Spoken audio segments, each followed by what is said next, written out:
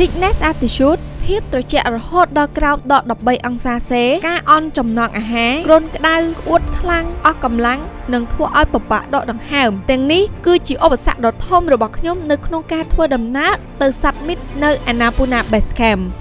I did it ហើយខ្ញុំមិនមែនជាអ្នកដើរភ្នំធម្មតាទេតែជាអ្នកដើរភ្នំម្នាក់ដែលមានជំងឺ anemia ហើយជំងឺមួយនេះអាចផ្ដល់គ្រោះថ្នាក់ស្របពេលដែលយើងកំពុងតែជួបជាមួយនឹង sickness attitude នៅកន្លែងទីតាំងខ្ពស់តែយ៉ាងណាមិញខ្ញុំក៏បានធ្វើដំណើរមកដល់កម្ពស់មួយដែលខ្ពស់ហើយខ្លួនឯងអត់ធ្លាប់បានជន់ពីមុនតាំងពីកើតមកគឺ Annapurna Base Camp ដែលមានកម្ពស់ 4130 ម៉ែត្រពីនីវ៉ូទឹកសមុទ្រនេះគឺជាអេពីសូតចុងក្រោយនៃបេសកកម្មឡើងភ្នំ Annapurna របស់ខ្ញុំហើយក៏ជាថ្ងៃដែលខ្ញុំពិបាកឡើងភ្នំបំផុតដែលមិនធ្លាប់បានជួបពីមុនមកចង់ដឹងថានៅថ្ងៃចុងក្រោយមុននឹងធ្វើដំណើរទៅដល់ ABC ហ្នឹងតើខ្ញុំបានជួបអីគេខ្លះតាមដានទស្សនាអេពីសូតភាគបញ្ចប់មួយនេះ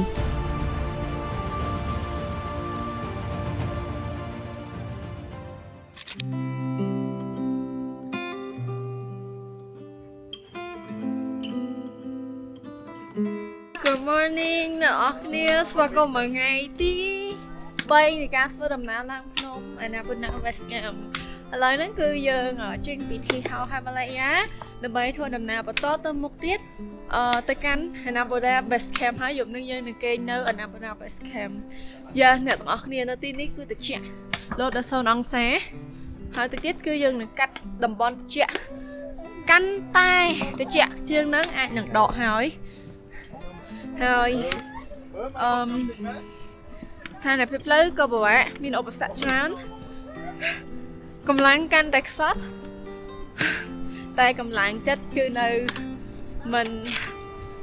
អីទេព្រោះតែយើងចង់ឡើងទៅទីតាំងដែលយើងចង់ទៅអូខេតោះអ្នកគ្នាបន្តដំណើរទៅមុខទៀតសម្រាប់អេពីសូតនេះគឺសូមអរគុណដល់ Oppo A6 ដែលបានគាំទ្រដំណើររបស់ខ្ញុំយ៉ាងពេញទំហឹង Oppo A6 គឺស័ក្តិសមជាដៃគូដ៏អស្ចារ្យនៅក្នុងការធ្វើដំណើរឡើងភ្នំតកកខ្លាំងមែនទែនមកដល់រយៈកម្ពស់ក៏ដូចជាសីតុណ្ហភាពត្រជាក់ខ្លាំងប៉ុណ្ណឹងហើយប៉ុន្តែ Oppo គឺថានៅរលូនអូសបានធម្មតាអត់មានតាក់អីបើគ្រឿងអេឡិចត្រូនិកផ្សេងវិញរៀងតាក់បានហើយដោយសារត្រជាក់នេះក៏ដោយសារតែ Oppo គឺមានបច្ចេកវិទ្យា IP69 ធន់មែនទែនជាមួយនឹងកម្ដៅអាចរហូតដល់80អង្សាសេហើយបាននិយាយពីត្រជាក់វិញគឺធន់រហូតដល់ក្រោម0អង្សាសេពេលបងប្អូនទៅដើរលេងនៅប្រទេសក្តៅប្រទេសត្រជាក់ប្រើប្រាស់ Oppo គឺអត់ភ័យបារម្ភរឿងគាំងទេហើយសំខាន់ណាគឺ useful ទៀតអញ្ចឹងចាំមើលបន្តទៀតថាតើខ្ញុំប្រើប្រាស់ Oppo នឹងធ្វើអីគេខ្លះឥឡូវហ្នឹងយើងធ្វើដំណើរបន្តទៅមុខទៀតសិននិយាយទៅទោះបីដើរយឺតក៏ដោយក៏ត្រូវទៅមុខដែរព្រោះយើងឈប់យូរអត់បានទេបងប្អូនអរគ្នានារីចល័តចរជាសក្ខីភាពបញ្ជាក់ថាអ្នកទុនសោយក៏អាចធ្វើបានជាសក្ខីភាពបញ្ជាក់ថានារីក៏អាចធ្វើបានអ្នកគ្នាដឹងអត់ថាខ្ញុំមានជំងឺប្រចាំកាយមួយឈ្មោះថា anemia ដែលទទួលបានការពិនិត្យរហូតដល់4ពេទ្យធំជាផ្លូវការគឺខ្ញុំមានជំងឺប្រចាំកាយឈ្មោះថា anemia ជាជំងឺប្រភេទទទួលបានពីហ្សែនវាប៉ះពាល់ដល់ការរស់នៅខ្លាំងមែនទែនខ្ញុំត្រូវផ្សំខ្លួនជាមួយនឹងការរស់នៅដោយមានជំងឺនឹងហើយត្រូវផ្សំខ្លួននឹងប្រឆាំងវានៅពេលដែលខ្ញុំចង់ធ្វើនៅកីឡាមួយចំនួនអ្នកគ្នាឃើញខ្ញុំដើរភ្នំច្រើនឃើញខ្ញុំធ្វើកីឡាច្រើនឃើញខ្ញុំធ្វើសកម្មភាពមួយចំនួនដែរ active ខ្លាំងមិនបានន័យថាខ្ញុំរងមាំទេខ្ញុំគ្រាន់តែប្រឆាំងជាមួយនឹងរឿងរ៉ាវដែរវាអាក្រក់ទី2ខ្ញុំអាចនិយាយថាជាសក្ខីភាពដែលបញ្ជាក់ថានារីអាចធ្វើបានហើយខ្ញុំពិតជាចំណែកមួយធំមែនតើនៅក្នុងការជំរុញទឹកចិត្តខ្លួនឯងដែលជាមនុស្សស្រីហើយក៏មានអ្នកគ្រប់គ្រងជាច្រើនដែលគាត់ជាមនុស្សស្រីគាត់ជួបខ្ញុំហើយ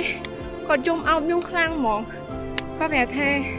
គាត់បានធ្វើរឿង1 2 3 4ដែលសារតែទទួលបានការលើកទឹកចិត្តជំរុញទឹកចិត្តដល់ប្រយោជន៍ពីខ្ញុំនឹងឯងសឹងតែជាកម្លាំងចិត្តដែលធ្វើឲ្យខ្ញុំអាចដើរបានអាចរស់នៅសាមញ្ញធ្វើកិច្ចការសាមញ្ញធ្វើនៅកីឡាសាមញ្ញដូចគេដែលឯងបានហ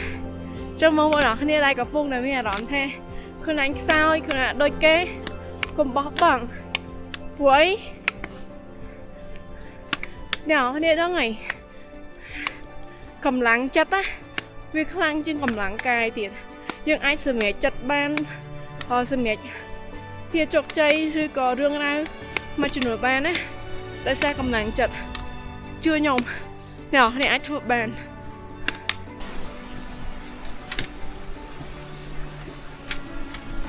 ở đây không một đó có lại mỗi này miền cái đập vào phía hai bộ thôi tức là việc không có chưa vào thì bây giờ nó lúc bài tại một phơi nhưng tụi ao chẹo mình để ao sang nuôi sống của để sao đây hiểu cái đang đá thì cái mình đó là chẹo mình ai nó nên cũng lịch mình ta UV của dương can tay khất chất phèo tất mình ta chẳng về ai bắt đầu đọc này chứ hai san phim có cũng lịch đi apply của bây đây hiện tự tỏ tiền យើងអត់សូវសម្រាប់ទេបងប្អូនដោយសារតែត្រូវដើរឆ្ងាយហើយមួយទៀតកុំឲ្យដល់កន្លែងដែលយើងត្រូវសម្រាប់ហ្នឹងគឺយប់ខ្លាចនៅតាមផ្លូវវាអត់មានសុវត្ថិភាពដូចជាបាក់តកកដូចជាព្យុះសាច់តកអីចឹងណាអូព្យុះសាច់តកព្យុះព្រើអញ្ចឹងយើងត្រូវតែបញ្ញាប់ដើរទោះបីជាហត់ក៏ដោយក៏ត្រូវតែទៅវឺបយឺតដែរហើយប្លង់នីមួយៗនៅតាមផ្លូវនេះគឺស្អាតខ្លាំងមែនតើទប់ចិត្តនៅក្នុងការឈប់ថតអត់បានទេបងប្អូនអញ្ចឹងបើគ្រាន់តែឈប់ថតមួយផ្លែតអីគឺអត់អីទេហើយដោយប្លង់នេះបងប្អូនអើយគឺថាស្អាតខ្លាំងមែនតើឃើញភ្នំតកនៅពីក្រោយទាញ Oppo មកយកមកថតរូបហើយដូចខ្ញុំនិយាយចឹងបងប្អូន Oppo A6 ណាគឺ useful មែនតើហ្មងខ្ញុំចូលចិត្តថតរូបនៅក្នុង Oppo A6 ហ្នឹងហើយគឺមាន function មួយទៀតដែលខ្ញុំចូលចិត្តខ្លាំងមែនតើហ្មងជួយពេលវេលាខ្ញុំបានច្រើនហើយខ្ញុំប្រើប្រាស់ Oppo A6 ហ្នឹងថតតាំងពីថ្ងៃឡើងមកហើយបានរូបច្រើនមែនតើនេះគឺជារូបភាពមួយចំនួនដែលយើងថតចេញពី Oppo A6 ហើយពេលថតរូបម្ដងអ្នកនរគ្នាទទួលបានរូបចេះទៅរេនៅកន្លែងមនុស្សច្រើនមានមនុស្សឬក៏ reflection សំបីតែសម្ៅហ្នឹងក៏ជាប់ដែរប៉ុន្តែ Oppo A6 គឺមានបច្ចេកវិទ្យា AI លុបរូបភាពយ៉ាងឆ្លាតវៃអញ្ចឹង AI ហ្នឹងគឺវាជួយលុបចំណាំងផ្លាតបំបត្តិព្រាលឬក៏បង្កើនឲ្យរូបភាពហ្នឹងគឺមានភាពច្បាស់ជាងមុនដោយរូបមួយនេះអញ្ចឹងនេះអ្នកនរគ្នាតែពេលដែលយើងឲ្យ AI លុបហើយគឺអត់មានមនុស្សទៀតទេថែមតែពណ៌ color មកផុសទៅស្អាតហ្មងអូខេបងប្អូនឥឡូវហ្នឹងគឺយើងចាប់ផ្ដើមចូលទៅតំបន់ត្រជាក់កាន់តែខ្លាំងណាព្រោះថាភ្នំតកក៏ដូចជាតកហ្នឹងនៅក្បែរយើងទេហើយយើងឡើងតែប្រហែលជាកន្លះគីឡូដីទៀតគឺយើងបានឃើញតកតិចដែលនៅសល់ហើយអាកាសធាតុចាប់ដើមលក្ខណៈថាត្រជាក់មកចុងដៃចុងជើងអីចាប់ដើមល្ងីហើយបងប្អូនហើយភ្នំរបស់គេមានភ្ញៀវទេសចរឡើងចុះច្រើនមែនតើបងប្អូនហូហែហ្មងហើយគ្រប់ជាតិសាសន៍ច្រើនណាឥឡូវហ្នឹងយើងជួបជាមួយនឹងបុរសសង្ហាមកពីប្រទេសកូរ៉េមួយ Where are you from? South Korea. Oh, South Korea. Maybe K-pop. Yeah, I know Blackpink. I know BTS. Yes. Cambodia. Yeah. You too. No, can I get you some people around? Can you say hi to Cambodia? Hi. Cambodia is say hello. Yeah. To meet you. Tuesday. Tuesday. Yeah, Tuesday Cambodia. Cambodia. Yes. Oh, very nice. នៅក្រោយខ្ញុំនេះបរោះកូរ៉េបងប្អូនហើយឡើងសុភាពបរោះគេដើរជំនួសគ្រប់គ្នាអូស្អាតខ្លាំងចាប់ឡើងទៅជាចាតិចយើងត្រូវកាត់តំបន់ព្រើហើយនឹងតក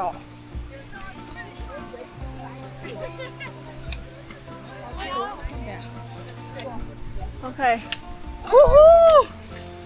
អ្នកនរគ្នាឥឡូវយើងកំពុងតែនៅកពស់3200 ម៉ែត្រ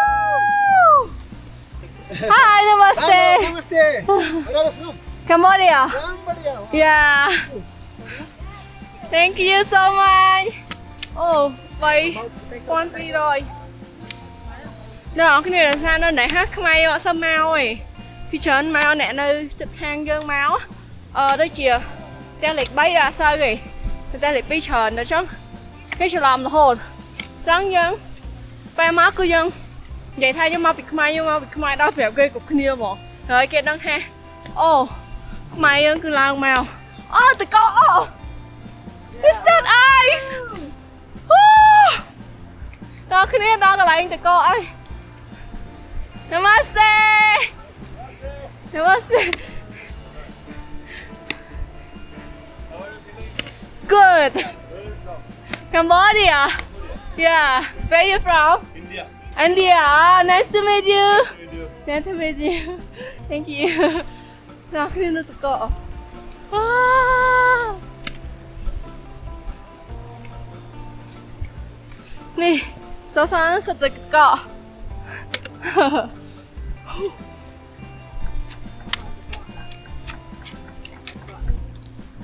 So, dương vật to tầm nào tôi mất tiết thi hao ní mình chỉ cái này dương chụp tế. Yeah, a lot of eyes. Oh, the joke man. Em tự co ấy. You got you. Đã được rồi á. Here. Here. Set the go. Woohoo! Nice. Let's go. Có. Namaste. Where you from? UK. UK. I'm from Cambodia. Phnom Penh. Okay, Phnom Penh. I've never been, but I want to go. Yes, sure. It's very close. So don't forget to Cambodia. Angkor Wat, right? Yes, Angkor Wat. Have a Many good day. things. Thank you. Nice to meet you. អាកាសធាតុដែលពួកយើងកំពុងនៅនេះបើតាមខ្ញុំស្មានព្រោះពេលហ្នឹងអត់បានមើលទេប្រហែលជាខ្ទង់15 16អីហ្នឹងបងប្អូនដោយសារតែនៅហ្នឹងគឺមានតកអីហើយយើងចាប់ផ្ដើមពាក់អាវល្ងាដើរហើយព្រោះនិយាយទៅល្ងាចុងជើងរបស់ខ្ញុំហ្នឹងឡើងរឹងហ្មងឡើងចង់កកមានអារម្មណ៍ថាឈឺចុងជើងហើយក៏យើងមកដល់តំបន់មួយដែលវាចូលលក្ខណៈ high altitude ដែរបងប្អូនខ្ញុំចាប់ពីធំហ្នឹងទៅចាប់ផ្ដើមមានអាការៈ sickness altitude ហើយមកវិញទៀតជាតំបន់ដែលមានគ្រោះថ្នាក់ដោយសារតែការបាក់ទឹកកកព្រោះយើងចាប់ផ្ដើមដើរចូលទៅភ្នំទឹកកកឯង ដល់លបានតកអើយ ដល់កន្លែងតំបន់តកអីបងប្អូននោះសុទ្ធតែតក គេមកហើយ តែកន្លែងនេះកន្លែង take រីខ្លាំងណាស់ណា ហើយទៅចាប់អោ រីខ្លាំងអត់ទេកន្លែងនេះគេដាក់ alert ហើយគឺអាចមាន ទឹកធ្លាក់ទៅ នេះមានគ្រោះថ្នាក់ យើងចិត្តដល់អាហារថ្ងៃត្រង់ហើយអាហារថ្ងៃត្រង់របស់យើងថ្ងៃហ្នឹងគឺញ៉ាំនៅ MBC ដែលហៅថា Matcha Puche អញ្ចឹងនៅហ្នឹងក៏ជាទីតាំងមួយដែលគេសម្រាប់ច្រើនដែរមានទីហៅធំមាន restaurant អីចឹងណាអញ្ចឹងពេលដែលយើងដើរហ្នឹងក៏ចាប់ផ្ដើមឃើញតកកដែលវាលក្ខណៈហូរមកពីខាងលើភ្នំហើយខ្ញុំវិញចាប់ផ្ដើមមានអារម្មណ៍ថាខ្លួនឯងពិបាកដកដង្ហើម ហត់ខុសធម្មតាហើយមនុស្សធ្លាប់តែធម្មតាបងប្អូនស្រាប់តែដល់ high altitude នោះគឺចាប់ផ្ដើមបាក់ហ្មងគឺដើរមិនតិចប្រហែលជា 5-6 ម៉ែត្រឈប់ 5-6 ម៉ែត្រឈប់ហើយខ្ញុំឡើងដកហើមតាមមាត់ហត់ខ្លាំងបើពេលមាត់ខ្ញុំចាប់ផ្ដើមឡើងពណ៌ស្វាយចូលពណ៌ខៀវហ្មងហើយមុខរបស់ខ្ញុំអ្នកគ្នាឃើញពណ៌ហ៎គឺវារៀងដូចមនុស្សដែលនៅកន្លែងតិចចាប់ផ្ដើមខ្លោច ភ្លាមហ្មងនិយាយទៅឡើងស្វាយពេញមុខហ្មងហើយ Sherpa ក៏បានប្រាប់ដែរថាមើលមកខ្ញុំដូចជាចង់ sickness altitude តែអញ្ចឹងដើរយឺតកុំដើរលឿនខ្លាំងពេកហើយព្យាយាមញ៉ាំទឹកឲ្យបានច្រើនទៀត បងអ្នកនេះយើងកាន់តែខិតដល់ហើយឥឡូវយើងនៅលើភ្នំតកកហើយនៅតកកតិចតិចយើងត្រូវដើរកាត់តកក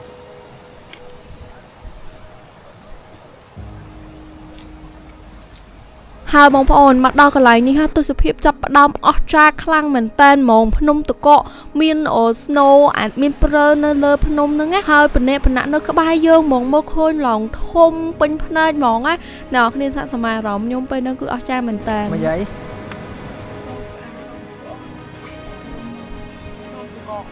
ឥឡូវហ្នឹងដំណាក់កាល sickness attitude របស់ខ្ញុំគឺអត់ទាន់ធ្ងន់ធ្ងរទេនៅអាចមើលឃើញទេសភាពស្អាតនៅចង់ថតនៅនិយាយចេញណាតែបងប្អូនអរគ្នាតិចទៀតហើយអត់ទាន់ដល់កន្លែងបាយថ្ងៃត្រង់ទេណាខ្ញុំចាប់ផ្ដើមប៉ុណ្្នឹងហើយមុំទៅចិត្តខាងលើទៀតបងប្អូនទាំងអស់គ្នាចាំតាមដានទស្សនា ព្រោះថាកាន់តែធ្ងន់ធ្ងរហ្មងខ្ញុំស្ទើរតែចង់ដាច់ខ្យល់ហ្មងបងប្អូនតែបងប្អូនមួយចំនួនប្រហែលជាគិតតែថាបើពិបាកអញ្ចឹងទៅធ្វើអីបើដឹងថាខ្លួនឯងមិនស្រួលទេអញ្ចឹងណាបងប្អូនព្រោះថាខ្ញុំមានជំងឺអេនីមៀដូចនិយាយនៅខាងដើមអញ្ចឹងដឹងហើយថាវានឹងអាចនឹងជួបប៉ុន្តែយើងអត់ដឹងហើយថាវានឹងពិបាកខ្លាំងអញ្ចឹងព្រោះយើងអត់ធ្លាប់អញ្ចឹងពីមុនមកហើយបើយើងនិយាយថាចាបើដឹងថាពិបាកអញ្ចឹងយើងទៅធ្វើអីអាហ្នឹងវាដូចបិទខ្លួនឯងព្រោះយើងមានក្តីសម័យហើយរឿងបញ្ហាមួយចំនួនវាជាបញ្ហាមួយដែលត្រូវរស់នៅជាប់ជាមួយយើងរហូតហើយអញ្ចឹងហ្មងថាយើងមានអាហ្នឹងហើយយើងត្រូវប្រឈប់ក្តីសម័យរបស់យើងទាំងអស់មែនអត់ទេខ្ញុំអត់អាចធ្វើអញ្ចឹងបានទេខ្ញុំសឹកចិត្តថាបើសិនជាមានថ្ងៃណាមួយខ្ញុំស្លាប់ក៏អាចនឹងស្លាប់ដោយសារតែខ្ញុំសម្រេចក្តីសម័យរបស់ខ្លួនឯងដែរជាជាងខ្ញុំស្លាប់ទាំងខ្ញុំអត់បានធ្វើអីទាំងអស់ហ្នឹងគ្រាន់តែជាអីដែលខ្ញុំគិតទេតែមនុស្សម្នាក់ៗមានការគិតផ្សេងគ្នាអញ្ចឹងយើងអត់អាចទៅថាអ្នកណាខុសអ្នកណាត្រូវឡើយឥឡូវហ្នឹងយើងបានមកដល់មកឆាពូឆេបាទដល់ខ្ញុំមានបន្ទាប់ពីទៅមកឆាពូឆេហើយយើងញ៉ាំបាយថ្ងៃត្រង់ហើយយើងនឹងបន្តដំណើរទៅឯណាពូណា Base Camp តែម្ដងនេះទៅយើងទៅ submit ផងអ្នកគ្នាខ្ញុំនិយាយខាងអ្នកគ្នាតាមផងឥឡូវខ្ញុំអាចនឹង sickness attitude ខ្ញុំមានអារម្មណ៍ខ្ញុំមកឃើញអ្នកគ្នាឃើញខ្ញុំអត់ស្ពាយអីទេថាខ្ញុំទៅឲ្យបងសិនទៅគាត់ស្ពាយទៅសារអី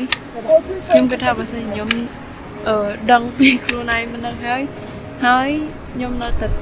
ទៅខ្លាំងទៀតខ្ញុំពិបាកអញ្ចឹងវាមានតែយើងដោះស្រាយមកទៅមករួចខ្លួនសិនហើយចាំគិតទៀតអញ្ចឹងឥឡូវយើងឡើងទៅញ៉ាំបាយហើយសម្រាប់នៅមកឆាពូឆេសិនគេដកអស់ហើយខ្ញុំនៅក្រោយគេតែអត់អីណាគ្នាសំខាន់យើងមកដល់ឥឡូវយើងនៅរយៈកម្ពស់ 3000 មែនហើយ600ម៉ែត្រជាងនៅជុំវិញខ្លួនខ្ញុំគឺសិតតកទាំងអស់អ្នកគ្នាមើលមុខខ្ញុំតក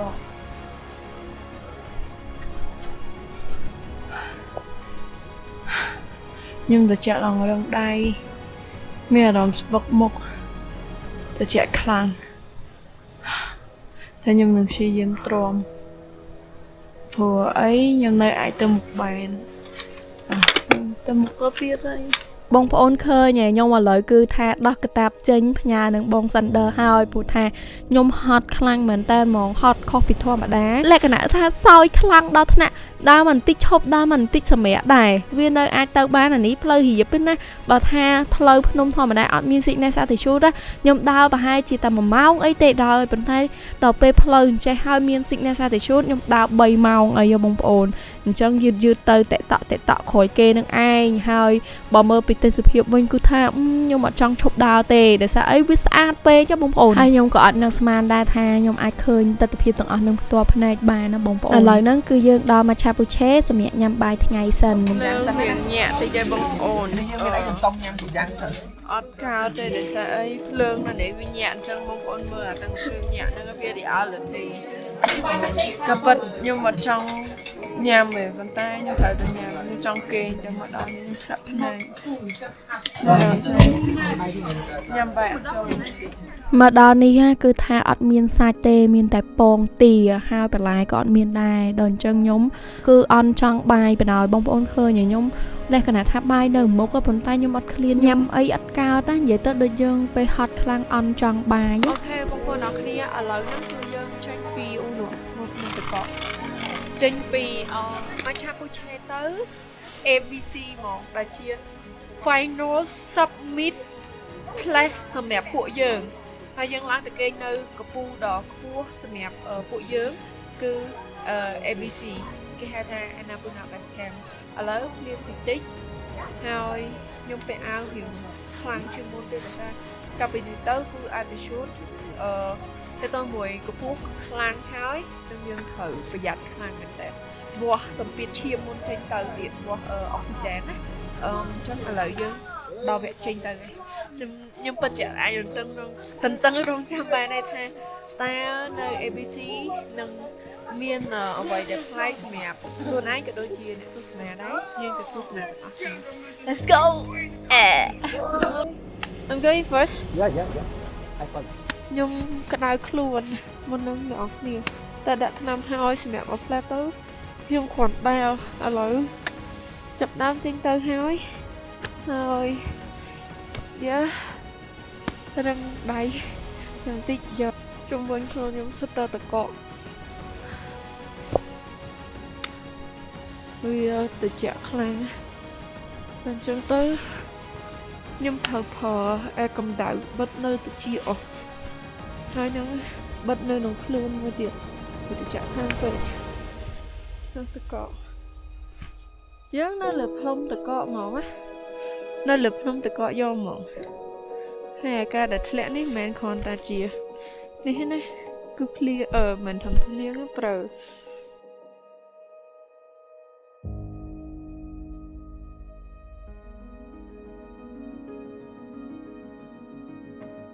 Look at the view. Woo. It is a really amazing moment. I clap for you. Yes, thank you. 2 more hours. We will reach the ABC. And that is our commit to submit my place in my dream. Wow. Yeah. So I have to do it and I can do it. This is my first time touching snow. Oh, really? Yeah. I never touching snow before. Uh-huh. And look at my hand. The snow is falling on my hand. Wow. Wow. Look. Yeah. The snow. ឆ្លៀតឱកាសនេះខ្ញុំចង់និយាយពី Oppo A6 បន្តិចបងប្អូនមួយចំនួនប្រហែលជាគាត់អាចគិតតែថាមកពីទូរស័ព្ទថ្មីឯងបាននៅកន្លែងជាអញ្ចឹងវាដំណើរការល្អអត់ទេអត់អីប៉ុន្តែខ្ញុំចង់បញ្ជាក់ប្រាប់បងប្អូនថា Oppo A6 នេះហាគឺនឹងដំណើរការល្អរលូនរហូតដល់5ឆ្នាំព្រោះប្រទេសឈីបរបស់ទូរស័ព្ទនេះខ្លាំងនេះគឺជាព័ត៌មាននៃប្រទេសឈីបនៃ RAM ក៏ដូចជាអេក្រង់របស់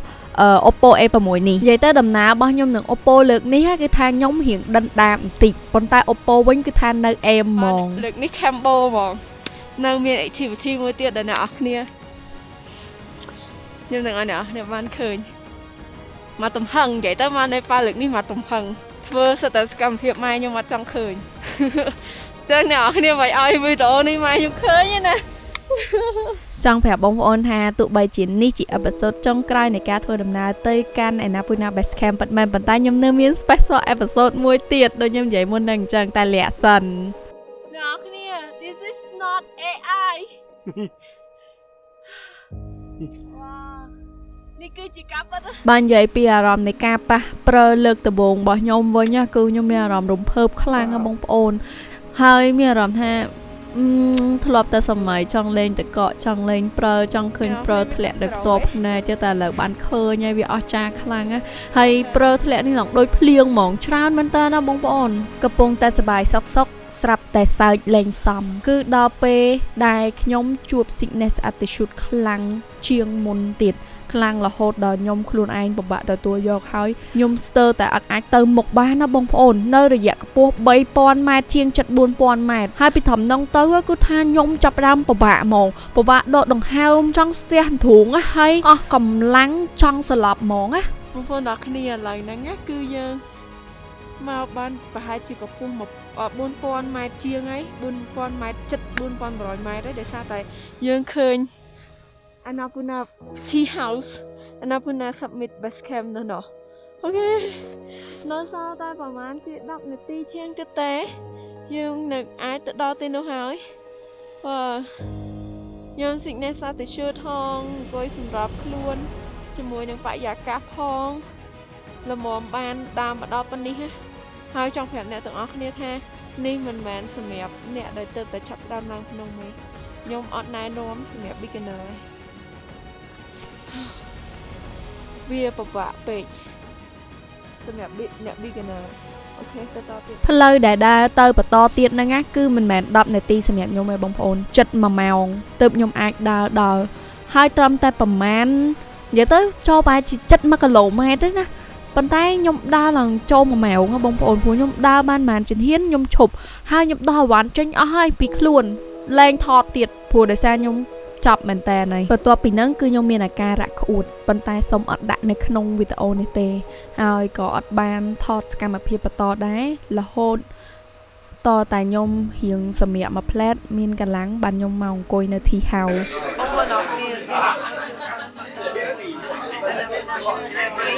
ប៉ុន្តែស្ថានភាពរបស់ខ្ញុំគឺអត់ល្អទេចាប់ដល់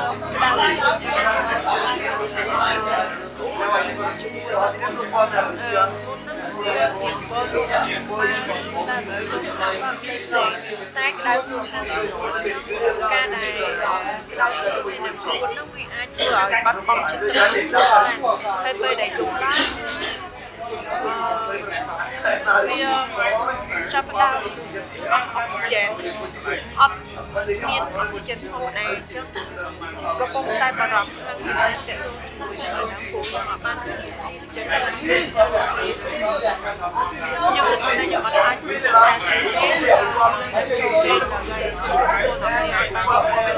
នៅទីនេះស្អីខ្ញុំពិតជាអត់ស្រួល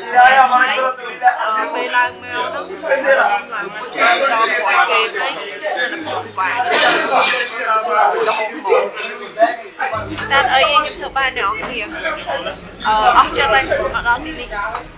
ចិត្តចាំមើលទេសភាពថ្ងៃស្អែកវិញเนาะសម្រាប់យកកំឡាំងគឺសង្ឃឹមថាថ្ងៃនេះអត់អីជូនខ្ញុំម្នាក់មួយឲ្យខ្ញុំមានកម្លាំងចិត្តនៅក្នុងថ្ងៃស្អែកនេះ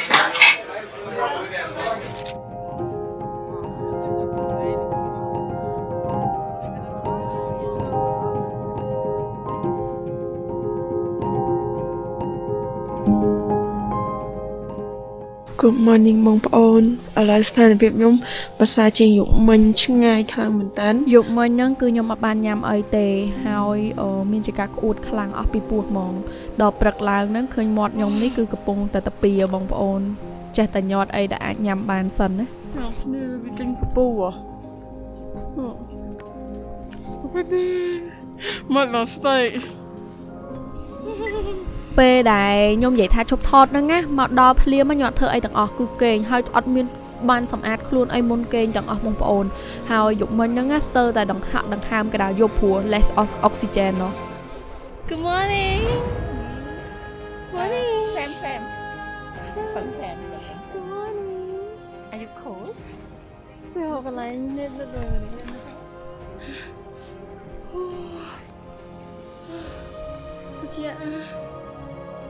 ទោះបីជា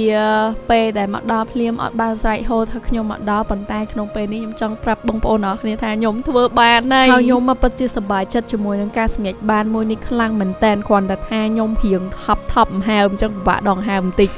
យប់មិញខ្ញុំថាខ្ញុំចាប់ហើយចប់មែនតើហ្មងប៉ុន្តែថ្ងៃនេះខ្ញុំអូខេបងប្អូនឃើញខ្ញុំនិយាយមួយអញ្ចឹងដោយសារតែខ្ញុំពិបាកដកហើមហើយអត់អាចធ្វើអីលឿនបានទេមួយទៀតបងប្អូនមានចាមេកាវិវៈមុនណាខ្ញុំបានដាក់ challenge សាកម្ដងប្រើបាន3ថ្ងៃទៅដល់ Oppo A6 របស់ខ្ញុំហ្នឹងណាតែប៉ុន្មានបងប្អូនជោគជ័យរបស់គេមែនណាគឺថាសាកតាំងពីប៉ូការ៉ាយកមកប្រើដល់ Annapurna Base Camp ចូលចិត្ត4ថ្ងៃហើយប្រើទៅអស់ថ្មទេដោយសារថ្មធំ 7000 មីលីអាំពែហើយពេលសាកថ្មហ្នឹងលឿនទៀតសាកតែមួយផ្លែតទេដោនម្ដងទៀតបងប្អូនឃើញ Super Boost 45 វ៉ាត់គឺបច្ចេកវិទ្យាសាកថ្មពេញលឿនហ្មងហើយខ្ញុំនិយាយទាំងអស់នេះគឺនៅក្នុងបទពិសោធន៍ជាអ្នកប្រើប្រាស់ពិតហ្មងបន្ទាប់ពីហ្នឹងគឺយើងបានថតរូបថតអីលេងហើយរៀបចំខ្លួនដើម្បីធ្វើដំណើរត្រឡប់ទៅវិញហើយ I did it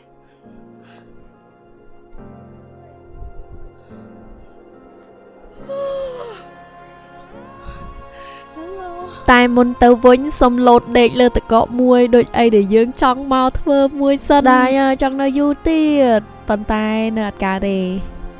អូខេអញ្ចឹងនៅក្នុងថ្ងៃហ្នឹងយើងនឹងត្រឡប់ទៅវិញហើយតែមិនមែនត្រឡប់ទៅវិញដោយការដើរទេកន្លែងនេះខ្ញុំសុំវយវិញដោយសារតែខ្ញុំនិយាយព័ត៌មានខុសគឺពួកយើងត្រឡប់ទៅវិញដោយជិះ helicopter ដោយសារតែខ្ញុំចង់រក្សាសារពាង្គកាយរបស់ខ្ញុំឲ្យនៅល្អសម្រាប់ធ្វើ activity តទៀតហើយជា helicopter គឺត្រឹមតែ15នាទីតែប៉ុណ្ណោះទៅដល់ប៉ូការ៉ាវិញតែម្ដងអញ្ចឹងមុនទៅវិញគឺយើងមកថតជាមួយនឹងស្លាកនេះសិនហើយវីដេអូនេះក៏ចប់ត្រឹមតែប៉ុណ្្នឹងដែរ និយាយទៅបងប្អូនអរគ្នាមនុស្សម្នាក់ៗតែមានក្តីសម័យរៀងខ្លួនអ្នកខ្លះក្តីសម័យតូចអ្នកខ្លះក្តីសម័យធំប៉ុន្តែយ៉ាងណាមិញណា